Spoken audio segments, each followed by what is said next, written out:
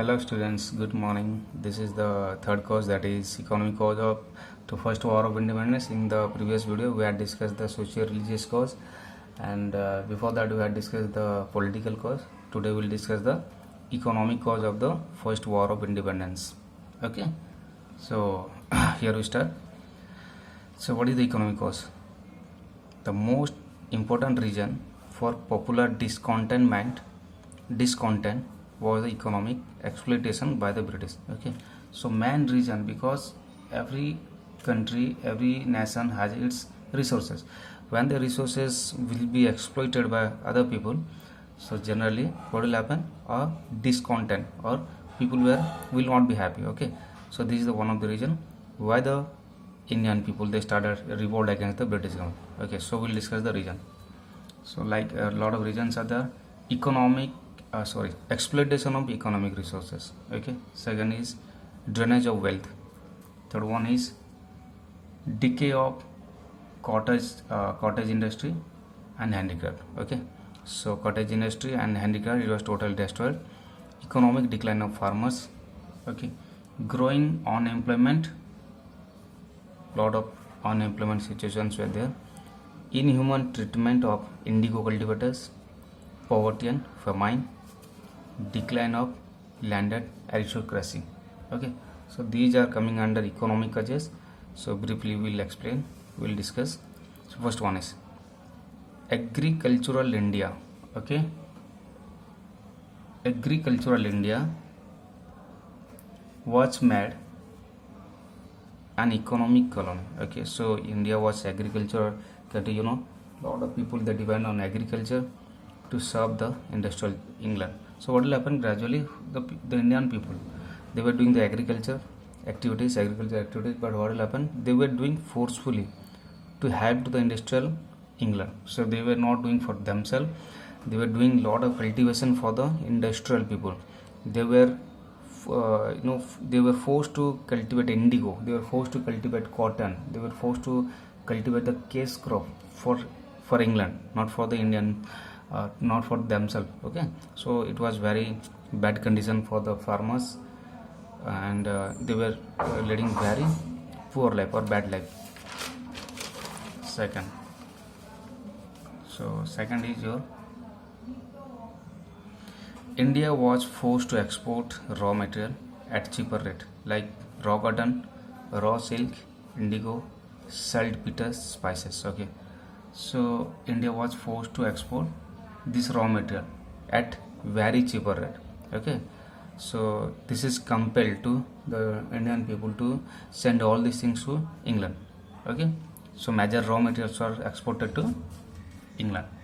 After industrial revolution, okay, England developed its own textile industry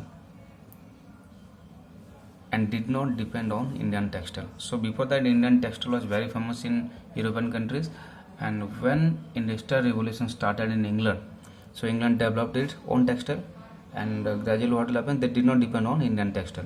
So the demand of Indian textile decreased gradually. Therefore, now British only purchase raw material from India.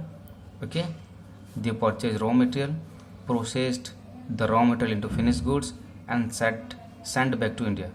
Okay, and they flooded the finished goods in the Indian market. So what will happen? They are taking the raw material from India at cheaper rate, they processed, they converted it into that is finished goods. Again they sent it to the India market, and the Indian people were forced to buy the British product. Okay, because there was no alternative to them, and it was very cheap, and people were getting variety types of product, and so gradually what will happen? The Indian market was declined. So many weavers, merchants, craftsmen lost their livelihood. So what will happen? Lot of people, they lost their livelihood. They cannot get their income. Okay, their industry were destroyed gradually. They destroyed the Indian industry.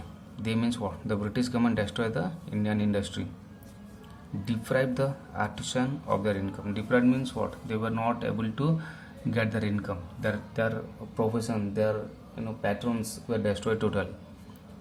Okay, the British government drain included salaries. Okay, so what are the wealth they are sending to England. So salaries of the people, okay, they are not giving much salary to the Indian people. So this remaining salaries, incomes and saving of Englishmen, these are drained to East India Company. Okay, so these are the incomes they are taking to England. They impose heavy duties on Indian silk. Okay, so duties also, these are the taxes also they imposed on Indian silk. Due to difficult land revenue policy, farmers were discontent, lost their lands. Okay, so what will happen now? The revenue policy was very difficult. Okay, it's very strong. The Indian farmers, they had to deposit, they had to pay the taxes whether they had a good cultivation or they have a bad cultivation. They have to pay the land revenue taxes. So the Indian farmers were unhappy. They started revolt against the British government, and there was discontentment. When the native states were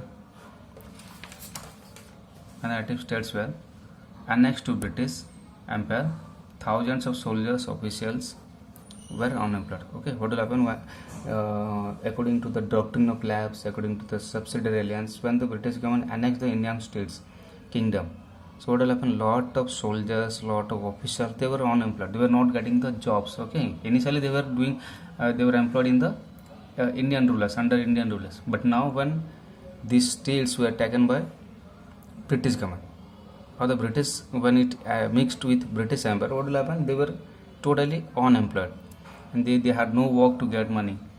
The peasants were forced to cultivate indigo. Okay, all the farmers, they were forced to cultivate indigo only, or the cash crop. They were not allowed to cultivate rice, wheat, or any food grains.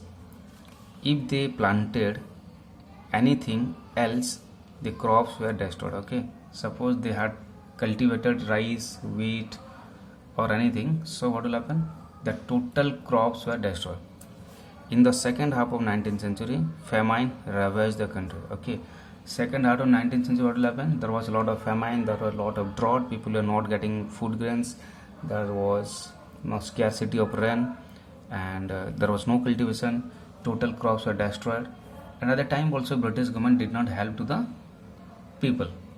There were 12 majors and minor famine occurred in 1765 to 1857. Okay, so total 12 majors and minor famines were there, and these are the period where the people are not getting any type of food grains. There was poverty, and there was lot of problems facing by the Indian people.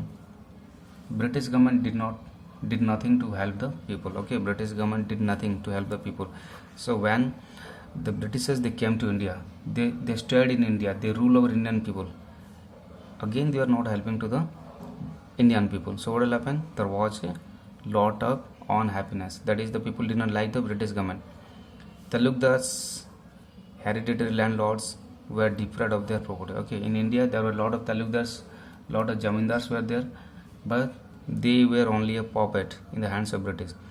Their hereditary property rights were totally deprived. The government had taken their rights, and they are only the laymen. According to Inam Commission 1852, okay, there is a commission, Inam Commission, and 1852, 20,000 estates were confiscated. Okay, 20,000 Indian states were annexed to British government. They had taken all the property, all the rights of the Indian kings, and 20,000 states were mixed with the British Empire. When landlords failed to produce title deeds, okay, so the Indian landlords, they claim that we are the landlords, my father was a landlord, so I will be a landlord. But when they failed to produce the title deeds, any type of witness that this area, this property, this lands were related to you, or that this is for this is your father's property. But when they failed to produce all these things, so these states were annexed to the British government. Okay, so what will happen? Gradually, every property, every land area, everything had taken by the British government, and all sections of the people, whether middle class, poor people, rich landlords, they were helpless in the hands of in front of the British. And gradually, what will happen? They started a revolt, because everything has a limit. When the limit were crossed by the British government, all the Indian people, all section of the people, they started the revolt against the British command in 1857. Okay, so this is the third cause, economic cause of the people. Okay, so these are the points. Okay, try to remember all these points. And we have discussed 1 2 3 4 5 6 7 8 points regarding the economic cause. In the next video we will discuss the last cause, that is the military cause of the 1857 revolt. Hope you understand this chapter. Okay, thank you students.